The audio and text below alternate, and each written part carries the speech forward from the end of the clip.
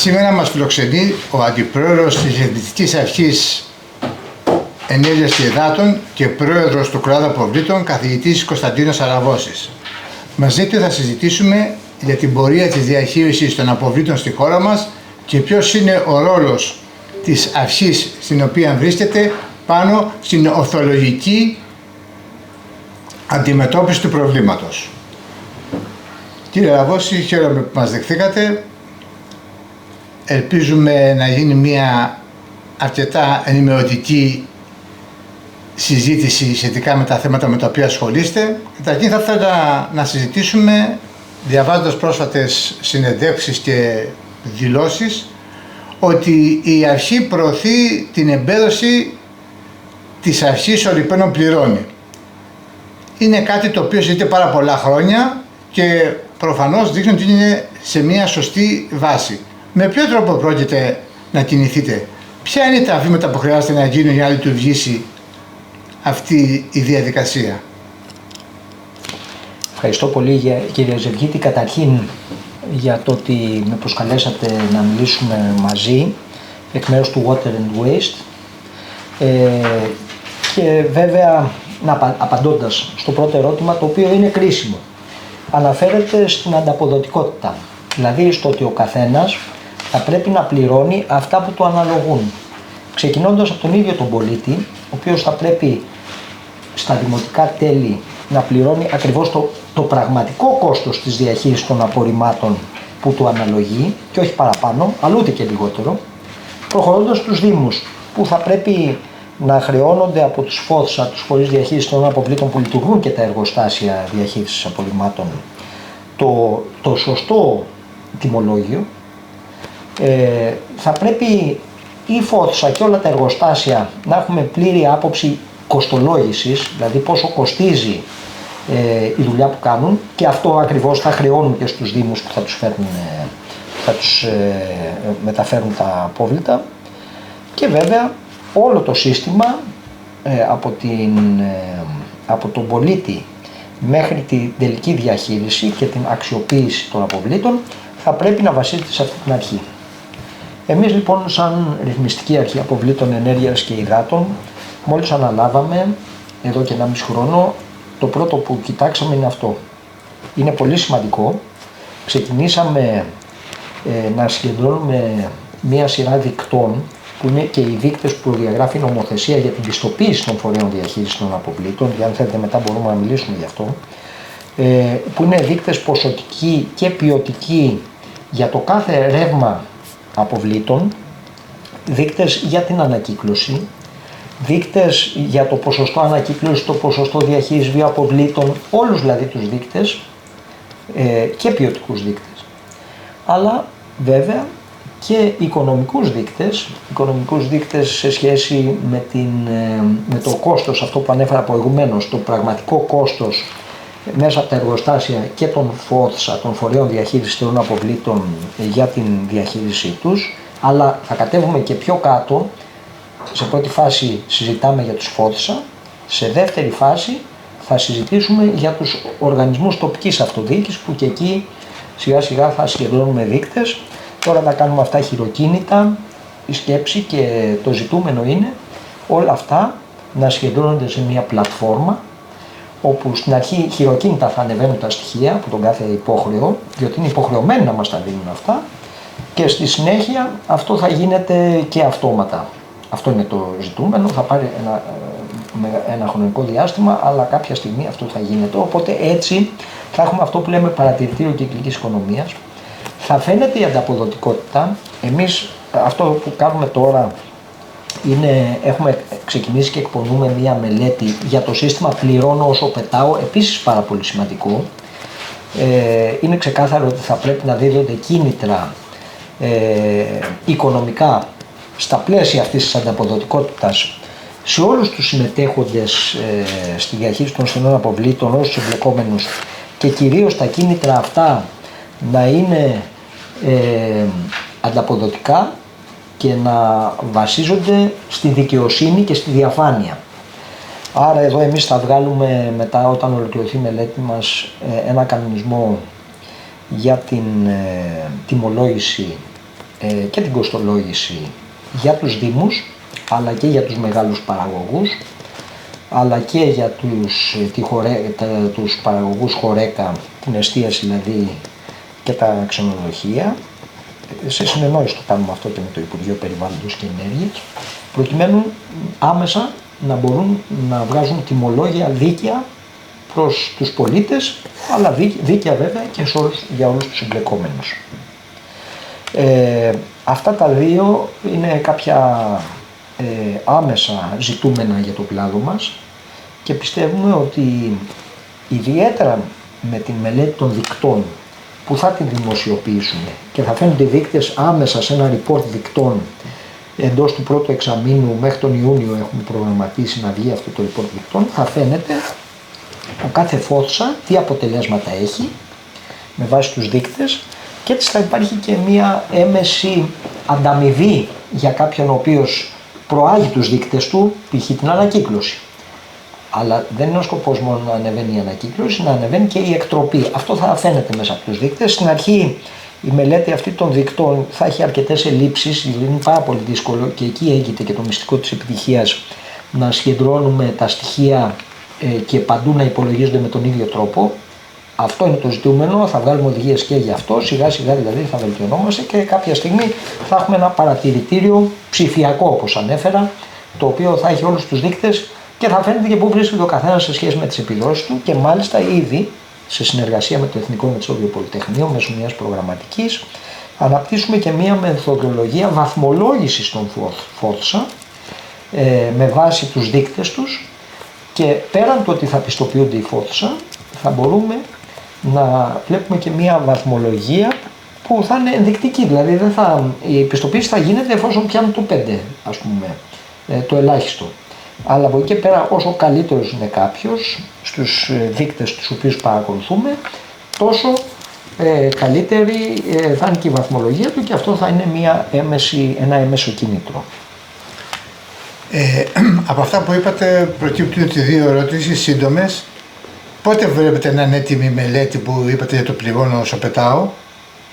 Η μελέτη για το πληρώνω όσο πετάω τώρα ξεκίνησε και πιστεύω ότι μέχρι το Ιούνιο θα έχει τελειώσει, το Σεπτέμβριο θα βγάλουμε προς τα έξω αυτά που ανέφερα προηγουμένως. Όσον αφορά το παρατηρητήριο κυκλικής οικονομίας, αυτό το παρατηρητήριο, τη μελέτη των δικτών που βασίζεται στους περίπου 100 δείκτες που ήδη παρακολουθούμε μέσω των πιστοποιήσεων των ΦΟΤΣΑ, αυτό θα το έχουμε έτοιμο μέχρι τον Ιούνιο, άρα το Σεπτέμβριο το αργότερο θα έχει βγει. Κοιτάμε, ήδη έχουμε τα στοιχεία των δικτών και τους υπολογίζουμε τους δείκτες, αλλά αυτό που κάνουμε μια μεγάλη προσπάθεια τώρα είναι ομογενοποίηση των στοιχείων που χρησιμοποιούμε για τον υπολογισμό. Βέβαια, γιατί ο καθένας δηλώνει κάτι διαφορετικό, θα βάλουμε αστεράκια και παρατηρήσεις για το πώς υπολογίζεται από τον κάθε ΦΟΤΣΑ. Σε κάθε περίπτωση η πρώτη version, το αργότερο μέχρι το Σεπτέμβριο, θα έχει βγει στον αέρα. Σύντομα. Επειδή βασικός παράγοντας σε όλη την ιστορία είναι η λειτουργία των ΦΟΤΣΑ. Σε ποια φάση βρίσκεται η πιστοποίηση των ΦΟΤΣΑ και τι έχει δείξει μέχρι στιγμής η πορεία της πιστοποίησης? Σε τι κατάσταση βρίσκονται οι ΦΟΤΣΑ, είστε ικανοποιημένος? Κοιτάξτε, είναι θετικά τα μηνύματα, διότι τον πρώτο χρόνο που σχεδώσαμε τα στοιχεία και πιστοποίησαμε τους φορείς διαχείρισης των αποβλήτων της χώρας, τους 14, πιστοποιήθηκαν τελικώς, κατάφεραν και πιστοποιήθηκαν οι 13. Φέτος είναι η δεύτερη περίοδος που σχεδονούμε στοιχεία. Εδώ επισέρχεται ένα άλλο επιπλέον επίπεδο δυσκολίας, διότι αρκετοί ΦΟΤΣΑ συγχωνεύονται με κάποιους άλλους, επομένως προστίθενται εγκαταστάσεις και προστίθενται δομές, γιατί ξέρετε ότι υπήρξε μια συγχώνευση για να καταλήξουν στους 14. Πέρσι αξιολογήσαμε και πιστοποιήσαμε τους ΦΟΤΣΑ που παρέμειναν, ας πούμε. Αυτοί τώρα ενσωματώνουν και κάποιους άλλους παλαιούς ΦΟΤΣΑ, επομένως θα πρέπει και για αυτούς να υπάρχει ένα επίπεδο συμμόρφωσης.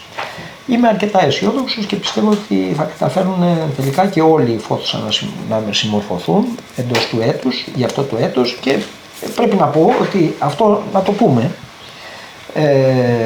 Χαίρομαι ιδιαίτερα που μέσω της πιστοποίησης βλέπουμε ότι πράγματι κάποιες αριθμίες του παρελθόντος και των προηγούμενων δεκαετιών, όπως για παράδειγμα αδειοδοτημένες εγκαταστάσεις. Ξέρετε, πολλές εγκαταστάσεις λειτουργούν χωρίς άδεια εδώ και πολλά χρόνια. Αναγκάζονται τώρα και καλά. Και είναι η παράδοση αυτό. Ναι, αλλά τώρα μπαίνουν σε μια τάξη υποχρεωτικά που το θέλουν και οι ίδιοι βέβαια και αυτό θα βοηθήσει τη λειτουργία τους. Μία ερώτηση η οποία δεν την έχω σκεφτεί καιρό, τώρα μου ήρθε στο μυαλό. Κάθε πότε θα γίνεται η πιστοποίηση? Κάθε χρόνο. Κάθε χρόνο. Okay. Άρα θα πρέπει λοιπόν να έχουν πάντα άδειες ενισχύ, θα πρέπει να έχουν το ελάχιστο προσωπικό, αυτό ελέγχεται. Γιατί ξέρετε, έγινε ένας μεγάλος αγώνας πέρσι να έχουν τουλάχιστον 11 άτομα, φανταστείτε, που χρειάζονται και πολύ παραπάνω, αλλά αυτό είναι το ελάχιστο. Ναι. Αυτό είναι πολύ θετικό. Μια που μιλάμε για τους Φόθσα, διαβάσαμε πρόσφατα ότι βρίσκεται σε μια διαδικασία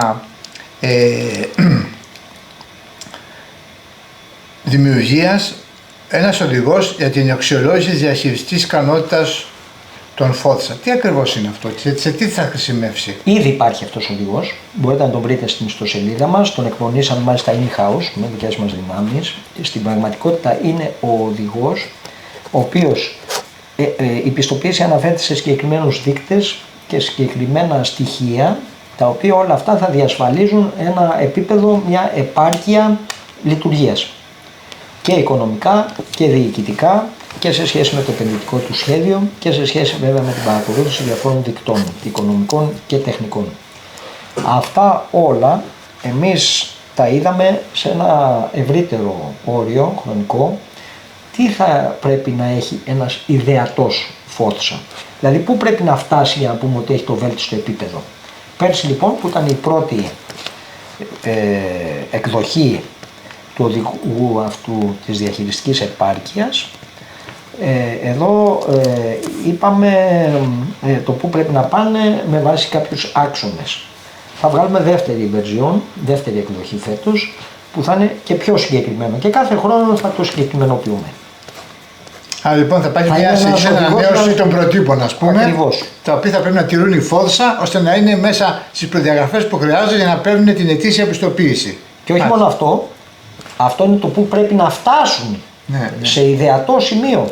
Βγάλαμε και οδηγό πιστοποίησης, το οποίο και αυτό μπορεί να τον βρει κανείς στην ιστοσελίδα μας, που είναι ο οδηγός για το πώς μπορούν να προετοιμαστούν για την πιστοποίηση Φόθσα. Άρα έχουμε και οδηγό πιστοποίησης και οδηγό διαχειριστικής επάρκειας για το τι θα γίνει στο μέλλον. Ένα άτυπο φροντιστήριο. Επιχειρησιακής να το πω. Ένα άτυπο φροντιστήριο. Εντάξει, είναι ένας οδηγός. Όχι, πάρα πολύ χρήσιμος και ειλικρινά είναι πάρα πολύ θετικό ότι υπάρχει, ότι σκέφτηκε κάποιος ότι πρέπει να υπάρχει, να ξέρει ο άλλος τα βήματα που θα κάνει, να ακολουθούν κάποιο συγκεκριμένο δρόμο.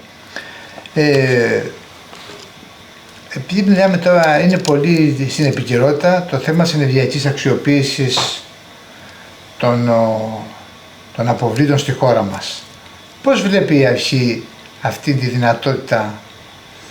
Είναι κάτι που είναι σε σωστή κατεύθυνση, υπάρχουν κάποια προβλήματα που πρέπει να προσεχθούν, θα δώσει λύσεις σημαντικές, είναι απλώς μία άποψη η οποία μπορεί να ακολουθήσουμε, μπορεί να ακολουθήσουμε? Ποια είναι η επίσημη θέση απέναντι στο θέμα της ενεργειακής αξιοποίησης?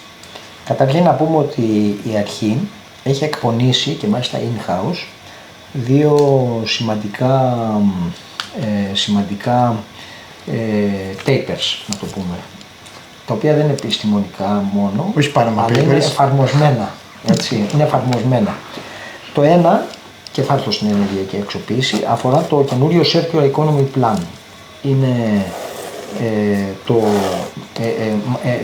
Είναι οι θέσεις της ΡΑΗ σε σχέση με το καινούριο με την καινούρια ευρωπαϊκή θέση και τις καινούριες ευρωπαϊκές οδηγίες για την κυκλική οικονομία και τη λειτουργία της. Αυτή βρίσκεται σε διαβούλευση ακόμα σε επίπεδο κοινότητας. Εμείς σαν ΡΑΗ, είναι το Circular Economy Act συγκεκριμένα. Εμείς σαν ΡΑΗ κάναμε μια διαβούλευση, ξεκινήσαμε μια διαβούλευση στη χώρα, συγκεντρώσαμε τις απόψεις όλης της αγοράς και όλων των εμπλεκομένων και καταλήξαμε στο Circular Economy Act proposal της χώρας μας, δηλαδή στην πρόταση της χώρας μας, από την πλευρά της ΡΑΗ βέβαια, το πώς κάποιες προτάσεις έτσι ώστε το Circular Economy Act, δηλαδή η άκτα κυκλικής οικονομίας, να λειτουργεί σωστά και προς όφελος και των πολιτών αλλά και των εμπλεκομένων φορέων. Αυτό είναι το ένα κομμάτι που μπορείτε να το βρείτε στην ιστοσελίδα μας. Το άλλο όμως που κάναμε είναι ότι στα πλαίσια της διαβούλευσης του Υπουργείου Περιβάλλοντος και Ενέργειας για την ενεργειακή αξιοποίηση των αποβλήτων, εκπονήσαμε μια πολύ σημαντική μελέτη με τις θέσεις της ΡΑΗ για την ενεργειακή αξιοποίηση. Συνοπτικά, ξεκάθαρα η ΡΑΗ πιστεύει, με βάση τις διεθνείς πρακτικές και τις οδηγίες της Ευρωπαϊκής Ένωσης, ότι χωρίς ενεργειακή αξιοποίηση δεν μπορούμε να πετύχουμε κανέναν από τους σημαντικούς στόχους που έχουν να κάνουν πρώτον με την εκτροπή από τους ΧΙΤΗ, το 90%, και δεύτερον βέβαια η ενεργειακή αξιοποίηση πηγαίνει χέρι-χέρι με την ανακύκλωση. Αυτό που εμείς πιστεύουμε είναι, και όχι δεν το πιστεύουμε εμείς δηλαδή, είναι και η επιστημονική άποψη όλων στην Ευρωπαϊκή Ένωση, πρέπει να προχωράς με την ανακύκλωση, να φτάσει σε 60-65% που είναι το όριο που μπορεί να πετύχεις τεχνικά στην ανακύκλωση, και το υπόλοιπο 25% αναγκαστικά για να φτάσει το στόχο εκτροπής του 90%, αν έχεις 65% ανακύκλωση και 25% πετυχαίνεις και το στόχο του 90% εκτροπή. Επομένως, χωρίς ενεργειακή αξιοποίηση και δεν πετυχαίνουμε τους στόχους και δεν έχουμε μια ολοκληρωμένη διαχείριση αποβλήτων και θεωρούμε ότι θα πρέπει να προχωρήσει οπωσδήποτε. Η ΡΑΗ θα παίξει ένα ρόλο εκεί, θα παίξει ένα ρόλο στον έλεγχο του ότι οι τιμές οι οποίες θα διαμορφώνονται κατά την ενεργειακή αξιοποίηση θα είναι δίκαιες και για τον πολίτη, δεν θα είναι υπέρμετρο το κόστος για τον πολίτη. Από την άλλη πλευρά βέβαια και τα εργοστάσια θα λειτουργούν με ένα gate fee, αυτό βέβαια θα το καθορίσει το Υπουργείο, θα λειτουργούν σωστά και βέβαια όλα αυτά θα γίνουν με διαγωνισμούς, που τους διαγωνισμούς αυτούς θα τους εκτελέσει κατά πάσα πιθανότητα πάλι η ΡΑΗ, όπως κάνει και με τις ΑΠΕ. Επίσης αυτό που κάναμε και είναι σημαντικό, είναι υπολογίσαμε και τώρα το βγάλουμε προς τα έξω, προσδιορίσαμε τον αλγόριθμο για να υπολογίσετε το οργανικό πλάσμα των στερεών αποβλήτων, που είναι πολύ σημαντικό γιατί το οργανικό πλάσμα λογίζεται ως ΑΠΕ, άρα παίρνει άλλη τιμή και από ότι το υπόλοιπο, το οποίο διαμορφώνεται με βάση τους διαγωνισμούς, όπως γίνεται πάντα στους διαγωνισμούς της ενέργειας. Επομένως, για αυτό το βιοαπόβλητο βγάζουμε ειδικό αλγόριθμο και θα βγει τώρα άμεσα, υπολογισμού. Δεν είναι πηγή βέβαια, γιατί ακόμα δεν έχει προχωρήσει η κυβέρνηση προς αυτή την κατεύθυνση, αλλά θα προχωρήσει. Εμείς θα έχουμε έτοιμο τον αλγόριθμο υπολογισμού του βιοαποδομήσιμου πλάσματος των απορριμμάτων. Αυτά για την ενεργειακή αξιοποίηση. Πρόσφατα ξεκίνησε η λειτουργία της ψηφιακής πλατφόρμας παραπώνων για απόβλητα, το MyRAI. Βλέπετε ότι έχει αρχίσει να αποδίδει, υπάρχει συμμετοχή των πολιτών. Κοιτάξτε, καταρχήν να πούμε τι είναι αυτή η πλατφόρμα. Έτσι. Η πλατφόρμα ανακοινώθηκε πριν από 1 μήνα περίπου και έχει αρχίσει ήδη να λειτουργεί. Τι αφορά? Αφορά τη δυνατότητα που δίνεται στους πολίτες να καταγγείλουν και να κάνουν αναφορές για κακές πρακτικές στον χώρο της διαχείρισης των στερεών αποβλήτων, αλλά όχι ό,τι να είναι. Εμείς πήραμε τα 4 σημαντικότερα θέματα τα οποία μπορεί να καταγγείλει ένας πολίτης και παίζει πολύ μεγάλο ρόλο η κοινωνία των πολιτών στο να πετύχουμε ό,τι έχει να κάνει με διαχείριση των στερεών αποβλήτων. Έτσι. Δηλαδή μπορεί να βοηθήσουν οι πολίτες να βελτιωθεί η κατάσταση ο καθένας από εμάς. Άρα μέσω της πλατφόρμας της ΡΑΗ που λέγεται MyRAI και μπορεί να το βρει κανείς, λειτουργεί κανονικά, μπορεί ένας πολίτης να κάνει καταγγελία πρώτον για κάτι πάρα πολύ σημαντικό που το ακούγαμε παντού. Γιατί δεν πετυχαίνει ανακύκλωση πολλές φορές? Γιατί ο πολίτης νομίζει ότι έρχεται το απορριμματοφόρο και κατά κανόνα το ίδιο απορριμματοφόρο που συγκεντρώνει τα γενικά απόβλητα, παίρνει και τα ανακυκλώσιμα. Αυτό είναι πολύ κακό, γιατί μετά σου λέει ο πολίτης τζάμπα κάνω διαχωρισμό στην πηγή, αφού αυτά καταλήγουν όλα στο χιτή από κοινού. Εδώ λοιπόν μπορεί να το καταγγείλει, αν παρατηρήσει ότι έρχεται ένα απορριμματοφόρο και παίρνει τα σύμμικτα, τον πράσινο κάδο μαζί με τον μπλε κάδο, μπορεί να το καταγγείλει και να ανεβάσει και φωτογραφίες στην πλατφόρμα. Αυτό είναι το πρώτο. Το δεύτερο είναι καύση απορριμμάτων. Γενικότερα, δεν λέω ανεξέλεγκτη καύση απαγορεύεται. Και ξέρετε ότι αυτό είναι και αιστεία πυρκαγιάς, έτσι. Άρα λοιπόν μπορεί να καταγγείλει καύση απορριμμάτων. Και το τρίτο μπορεί να καταγγείλει και ανεξέλεγκτη απόρριψη με την έννοια μικροχωματερές. Δηλαδή σε πολλά σημεία παρατηρούμε συσσόρευση στερεών αποβλήτων, μπαζών ή οτιδήποτε άλλο, ογκωδών, και μπορεί ο κάθε πολίτης να το καταγγείλει και να ανεβάσει και μία φωτογραφία και φαίνεται και το στίγμα. Άρα, και το τέταρτο είναι ζητήματα που έχουν να κάνουν με τη λειτουργία εγκαταστάσεων διαχείρισης των αποβλήτων. Αυτά τα 4 και μόνο αυτά, γιατί θεωρούμε αυτά είναι τα θεμελιώδη, τα άλλα έτσι κι αλλιώς υπάρχουν και πλατφόρμες στους Δήμους και στο ΙΠΕΝ και σε άλλα σημεία που μπορεί να γίνουν καταγγελίες. Αλλά αυτά τα 4 εμείς θεωρούμε ότι είναι θεμελιώδη.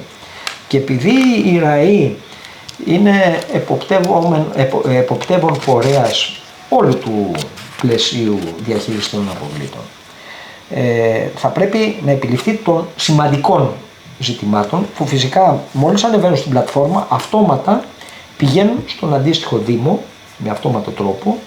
Έχουμε έναν αρμόδιο σε κάθε Δήμο και ενημερώνεται και ο ΦΟΘΣΑ της περιοχής, της περιφέρειας αυτής. Και μετά η ΡΑΗ αυτό που κάνει δεν μπορεί να κάνει κάτι άλλο, παρακολουθεί κατά πόσον επιλήφθη ο Δήμος της καταγγελίας αναφοράς αυτής. Αυτό έχει ξεκινήσει τώρα, ας το πούμε, 1 μήνα, ακόμα δεν έχει γίνει γνωστό. Περιμένουμε να δούμε πώς λειτουργεί σε λίγες περιπτώσεις και μετά θα βγούμε και επικοινωνιακά προς τα έξω για να το μάθει και ο κόσμος. Παίζει πολύ μεγάλο ρόλο αυτό που κάνετε σήμερα, κύριε Ζευγίτη. Αυτό θα σας πω, ότι δεν το ξέρει ο κόσμος. Δεν το ξέρει ο κόσμος. Γι' αυτό εσείς που ασχολείστε, που είστε στον χώρο των μέσων μαζικής ενημέρωσης, μπορείτε να συμβάλλετε ιδιαίτερα να διαδοθεί αυτό. Εμείς είμαστε πάντοτε ανοιχτοί στο ενδεχόμενο να βοηθήσουμε με την παρουσία μας, την ενέργειά μας, να φτάσουν στον κόσμο αυτά τα οποία πρέπει να γίνουν. Έχει κλείσει 1,5 χρόνος που έχετε εσείς προηγουμένως από τη λειτουργία του κλάδου αποβλήτων στην ΡΑΗ. Ένας πρόχειρος απολογισμός, τι θα λέγατε ας πούμε ότι είναι αυτά τα οποία έχουν γίνει, που είσαστε ικανοποιημένος που έγιναν και τι ακόμη πιστεύετε ότι μπορεί να γίνει άμεσα? Εμείς καταρχήν να πούμε ότι θεωρούμε ότι έχουμε κάνει αρκετά πράγματα μέσα στον 1,5 χρόνο, αυτά όλα που ανέφερα, αλλά ότι μπορεί να γίνει και πολύ περισσότερα. Έχουμε κάνει την αρχή σε όλα τα ζητήματα αρμοδιότητάς μας, της εποπτείας δηλαδή και των αρμοδιοτήτων που έχουμε, και το επόμενο διάστημα αυτά όλα θα τα αναπτύξουμε. Πρέπει να πούμε ότι είμαστε ιδιαίτερα ικανοποιημένοι γι' αυτό, γιατί έχουμε μικρό αριθμό προσωπικού, υψηλού επίπεδου αλλά λίγους, και όλα αυτά τα κάναμε ας πούμε με τους λίγους αυτούς ανθρώπους, με την ομάδα μας, η οποία έχει καταφέρει, και αυτό εγώ νομίζω ότι είναι πολύ σημαντικό, ότι καταφέραμε και δημιουργήσαμε μια ομάδα με εξειδικευμένους επιστήμονες και μηχανικούς και οικονομολόγους αλλά και περιβαλλοντολόγους και άλλων ειδικοτήτων, οι οποίοι συνεργάζονται αποτελεσματικά. Γι' αυτό και έχουμε αυτά τα αποτελέσματα που σας ανέφερα, γιατί δεν μιλήσαμε θεωρητικά τώρα, μιλήσαμε με αποτελέσματα. Με συγκεκριμένες δράσεις. Θεωρούμε όμως ότι όλα αυτά θα πρέπει να διευρυνθούν, να προχωρήσουμε στην υλοποίηση κάποιων που ανέφερα τώρα, αλλά και κυρίως πάρα πολύ σημαντικό είναι κάτι που θα πάρει πολύ χρόνο, την ανάπτυξη ενός παρατηρητηρίου πλατφόρμας με όλους τους δείκτες που αφορούν τη διαχείριση των στερεών αποβλήτων, αποσυλλογή, μεταφορά, διάθεση, διαχείριση. Αυτό είναι ένα project που πέραν το ότι είναι ένα πολύπλοκο λογισμικό που θα πρέπει να αναπτύξουμε, Θέλει πάρα πολύ δουλειά και εκείνη το μυστικό της επιτυχίας, γιατί υπάρχουν αντίστοιχες πλατφόρμες για άλλα ζητήματα. Το δύσκολο είναι η συγκέντρωση των στοιχείων, ο έλεγχος των στοιχείων και πώς αυτά σιγά σιγά θα γίνονται και αυτόματα, δηλαδή θα λαμβάνονται με αυτόματο τρόπο από το σημείο παραγωγής. Αυτό είναι η μεγαλύτερη πρόκληση. Αυτό δεν είναι κάτι, επειδή αντιλαμβανόμαστε το μέγεθος ενός τέτοιου εγχειρήματος, θα γίνεται σιγά σιγά αυτό, βήμα-βήμα, ξεκινάμε με τον πρώτο οδηγό, το report δικτών και θα προχωρήσουμε. Ευελπιστούμε ότι όταν θα υπάρχει αυτό θα είναι κάτι που θα συνδέεται και με το ΙΜΑ, το ηλεκτρονικό μητρό αποβλήτων, θα συνδέεται με άλλες βάσεις που ενδεχομένως να έχει ο ΣΕΒ ή ο Εθνικός Οργανισμός Ανακύκλωσης ΕΟΑΝ και θα αποτελέσει το σημείο αναφοράς για τη διαχείριση των στέρεων αποβλήτων. Πέραν αυτών, να πούμε ότι ήδη τους δείκτες που υπολογίζουμε τους βλέπει η Ευρωπαϊκή Ένωση, εμάς θεωρεί για σημείο αναφοράς. Γνωρίζετε ότι οι χρηματοδοτήσεις συνδέονται με την επιτυχία του ποσοστού ανακύκλωσης. Γι' αυτό ακριβώς και τους δείκτες που υπολογίζουμε και κάποιες από τις μελέτες που έχουμε εκπονήσει έχουμε πάρει σαν εξωτερικούς συμβούλους τους Jaspers. Θα γνωρίζετε βέβαια ότι οι Jaspers είναι οι σύμβουλοι της Ευρωπαϊκής Ένωσης, οι εξειδικευμένοι, τους οποίους έχουμε πάρει εμείς ως συνεργάτες να ελέγχουν πριν οριστικοποιούμε κάτι σε σχέση με τους δείκτες, να τους βλέπουν και οι Jaspers, ώστε να έχουμε και από εκεί μία άποψη πριν την τελική διαμόρφωση, που αυτό θα μας βοηθήσει ακόμα περισσότερο στην αξιοπιστία της χώρας μας, γιατί αυτό είναι το ζητούμενο. Κύριε Λαβό, σας ευχαριστώ πάρα πολύ. Εύχομαι καλή επιτυχία σε αυτά που έχετε κάνει και θα τα ξαναπούμε, πιστεύω, από το Σεπτέμβριο, που θα έχετε και τα δύο νέα εργαλεία για να εξηγήσετε πώς θα λειτουργήσουν και πώς μπορούν να προδώσουν. Να είστε καλά. Ευχαριστώ πολύ, κύριε Ζευγίτη. Χάρηκα πάρα πολύ που τα είπαμε σήμερα.